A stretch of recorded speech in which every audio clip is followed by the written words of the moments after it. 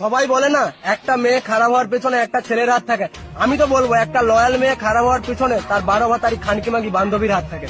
তার কারণ একটা মেয়ে তোমাকে মন থেকে ভালোবাসে, তোমার সাথে অনেকদিন সম্পর্ক চালিয়েছে, অনেক বছর সম্পর্ক চালিয়েছে, কিন্তু তার বান্ধবী তার বয়ফ্রেন্ডের সাথে দেখা করতে হবে, বলবে চল আমার সাথে চল। যে বলবে আমার বয়ফ্রেন্ডের সাথে যে ছেলেটা এসেছিল ওর সাথে প্রেম করবি, আমার একটা বন্ধু আছে তার সাথে প্রেম করবি, আমার এর সাথে প্রেম করবি, আমার বাবার সাথে প্রেম করবি, সব সময় তাকে অ্যাপ্রোচ করতেই থাকে। বলবে আমি তো 4 জনের সাথে চলে যাচ্ছি, কোথায় কিছু হচ্ছে না। আরে তোর বয়ফ্রেন্ড কিছু জানতেই পারবে না, 2 দিন কথা বলে দেখ, যদি না ভালো লাগে কথা বলতে হবে না। তোর বয়ফ্রেন্ডকে কে বলতে যাচ্ছে, তোর বয়ফ্রেন্ডের ঘর তো অনেক দূরে, সে তো জানতেই পারবে না।